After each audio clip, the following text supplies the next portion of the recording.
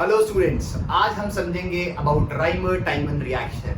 ये रिएक्शन बहुत important reaction है फॉर क्लास 12 और इस रिएक्शन को बोर्ड्स में मैनी टाइम्स पूछा गया है, मल्टीपल टाइम्स पूछा गया है। इसका प्रोडक्ट की फॉर्मेशन क्या होगी, हमारा क्या इंटरमीडिएट रिएक्टिव स्पीशीज बनेगी। तो आज हम समझेंगे इस रिएक्शन को और डिटेल में समझेंगे इसका मैकेनिज्म। तो जानने से पहले please like and subscribe our channel for more such videos. इस रिएक्शन में हमारा जो स्टार्टिंग मटेरियल होता है वो है फिनॉल।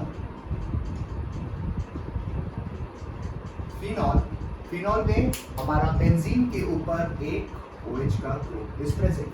सो फर्स्ट स्टेप में होता क्या है, फर्स्ट स्टेप में we treat phenol with NaOH with it's a base and chloroform CHCl3।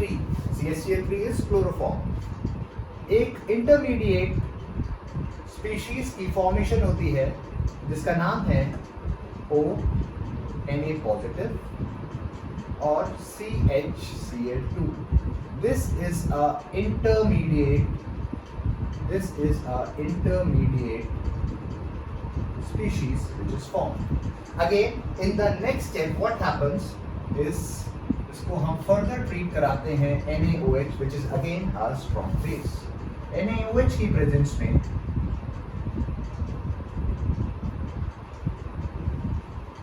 ONA and CHO group is formed at the ortho position. Or in the last step of reaction, what happens is हम इसको acidify कराते हैं in the presence of H positive ions और reaction में we get is OH group there and CHO group there. The name of this compound is salicylaldehyde.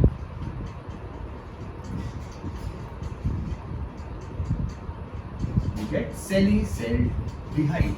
तो reaction क्या है, reaction में we start with phenol with benzene के ऊपर OH group, इसको streak करते हैं हम NaOH which is a base and CHCl3.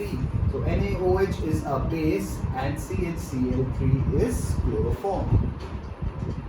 तो फर्स्ट जो हमारा इंटरमीडिएट स्पीशीज फॉर्म होती है OH NaOH के साथ रिएक्ट करके ONA फॉर्म करता है और CHCl3 से CHCl2 की फॉर्मेशन होती है, जो कि हम समझेंगे अभी डिटेल में इन reaction mechanism.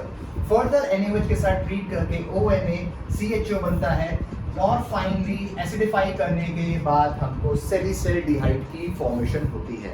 Now this reaction जो कि हमने NCERT के बेस पे अभी हमने बनाया है is again very important reaction में एज इट इज आपको रिएक्शन का मैकेनिज्म पूछा जा सकता है या फिर आपको डायरेक्टली सैलिसिलडिहाइड का फॉर्मूला पूछ के बेस करके रिएक्शन को पूछा जा सकता है।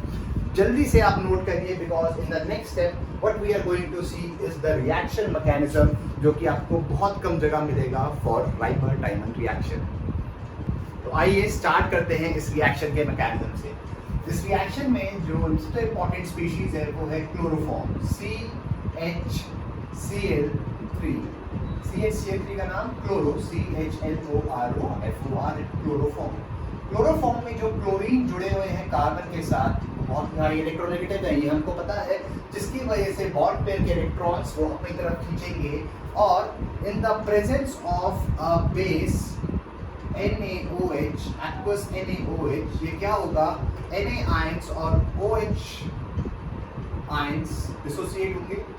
OH आयंस क्या करेगा, इस प्रोटॉन को यहाँ से अपनी तरफ खींचेगा और फॉर्मेशन करेगा वाटर की और हमारा एक इंटरमीडिएट बनेगा जिसका नाम होगा CCl Cl।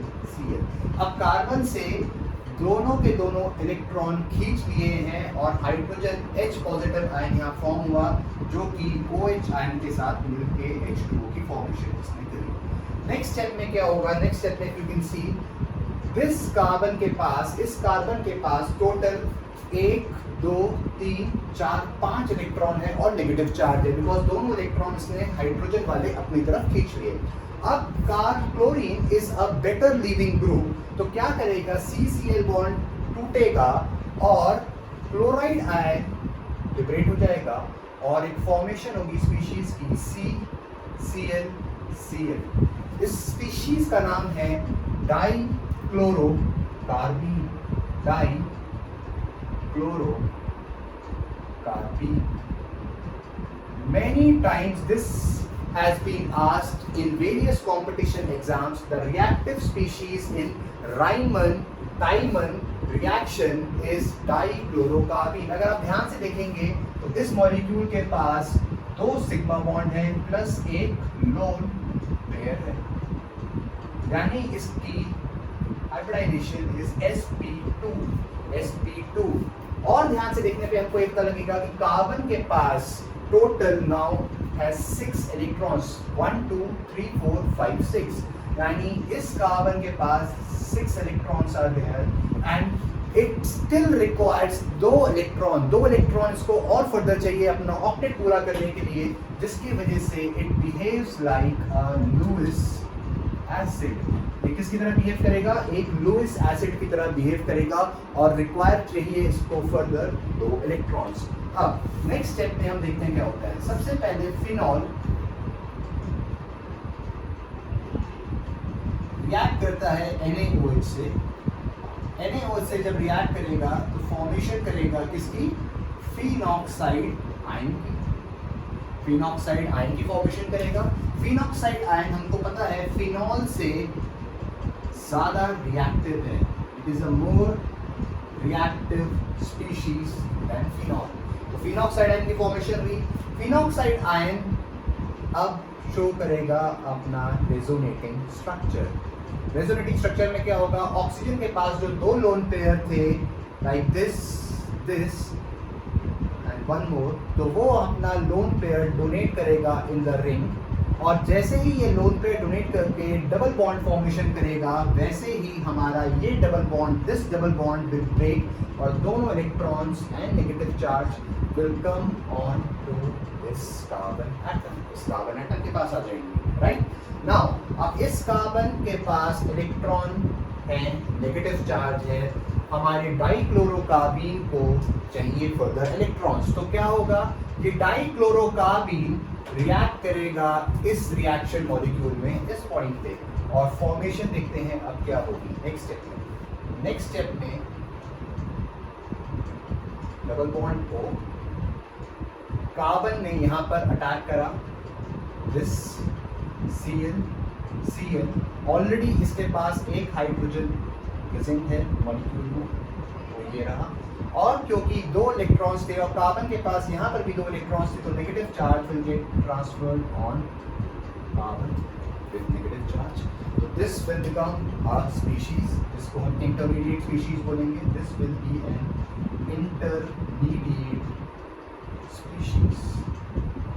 एक चीज इंपॉर्टेंट क्या है, अब इस पूरे स्ट्रक्चर में यहाँ से एरोमेटिक बिहेवियर इस मॉलिक्यूल का खत्म हो गया है, यानी कि एरोमेटिसिटी इसने लूज कर दी है बिकॉज कंजुगेटेड सिस्टम अभी नहीं रहा है इस पॉइंट ऑफ टाइम पे। नेक्स्ट स्टेप में क्या होगा, ये जो हमारा हाइड्रोजन है ये एक एसिडिक हाइड्रोजन है, बिकॉज ये इलेक्ट्रोनेगेटिव कार्बन के साथ जुड़ा होने की वजह से इस पे नेगेटिव चार्ज बढ़ गया है इस कार्बन पे, जिसकी वजह से बन गया है एसिडिक हाइड्रोजन। अब क्या होगा नेक्स्ट स्टेप में, ये बॉन्ड ब्रेक करेगा, दोनों के दोनों इलेक्ट्रॉन्स हमारे इस कार्बन पे वापस जाएंगे और ये अपनी एरोमेटिक बिहेवियर को फिर दोबारा से रिटेन करने के लिए इस पॉइंट पे डबल बॉन्ड का क्रिएशन करेगा। जैसे ही डबल बॉन्ड का क्रिएशन होगा वैसे ही ये दोनों बॉन्ड डबल बॉन्ड फिर दोबारा टूटेगा और ऑक्सीजन के पास फिर दोबारा से नेगेटिव चार्ज आ जाएगा। तो नेक्स्ट स्टेप में देखते हैं व्हाट हैपेंस। तो यहाँ पर से ये वाला बॉन्ड टूटा, हाइड्रोजन लिबरेट हुआ, और हाइड्रोजन लिबरेट होके कहाँ मूव करा? Again with carbon, because carbon के पास क्या है? 2 इलेक्ट्रॉन और नेगेटिव चार्ज। यहाँ से बॉन्ड टूटेगा, यहाँ पे हाइड्रोजन अटैक करेगा, 2 इलेक्ट्रॉन जो इस कार्बन के पास आए वो यहाँ पर डबल बॉन्ड क्रिएशन के लिए यूज होंगे, और ये वाला बॉन्ड टूट के single bond, negative charge, this bond, double bond की फॉर्मेशन, C के पास एक हाइड्रोजन, दूसरा क्लोरीन, तीसरा chlorine, right? So in the next step what will happen is we will again treat it with base NaOH। अब हमने फिर दोबारा से NaOH के साथ ट्रीटमेंट करा।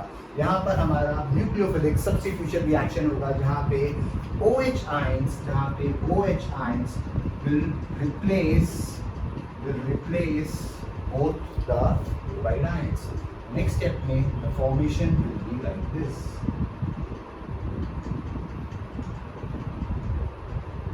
O negative, C, H, OH and OH.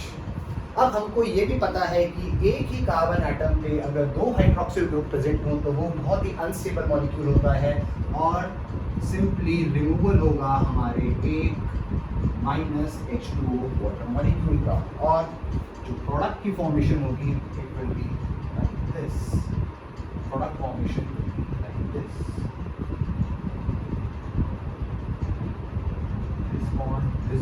This bond O negative charge, यहाँ पे C double bond O H, यानी कि एक CHO ग्रुप हमारा पैरा पोजीशंस पे इंट्रोड्यूस होगा. ये पैरा पोजीशंस पर ही क्यों आता है इसको भी हम समझेंगे. फाइनल स्टेप में क्या होगा, इस रिएक्शन में एसिडिफिकेशन होगा in the presence of H positive ion और फॉर्मेशन हो जाएगी OH ग्रुप एंड C. इस मॉलिक्यूल का नाम सेलिसैल्डिहाइड.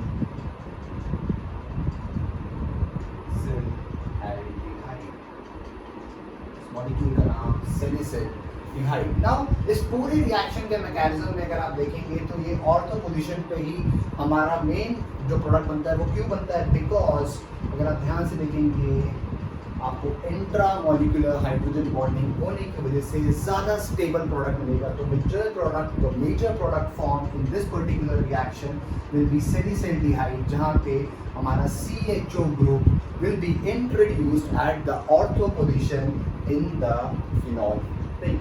राइट, तो इस पूरे रिएक्शन में दो इंपॉर्टेंट स्टेप फिर से समझ सकते हैं. डाइक्लोरोकार्बीन जो कि रिएक्टिव स्पीशीज है जो कि अटैक करती है फिनॉक्साइड आयन पे, और second is this transfer of hydrogen जिसको हम हाइड्राइड शिफ्ट भी बोलते हैं, जो कि एक कार्बन एटम से निकल के दूसरे कार्बन पे बना, जिसकी वजह से इसने अपनी एरोमेटिक बिहेवियर को वापस ले लिया. So this is all about Reimer Tiemann reaction. Hope you have like this video. अगर आपको ये पसंद आया तो please subscribe our channel for more such name reaction videos. Bye bye, take care.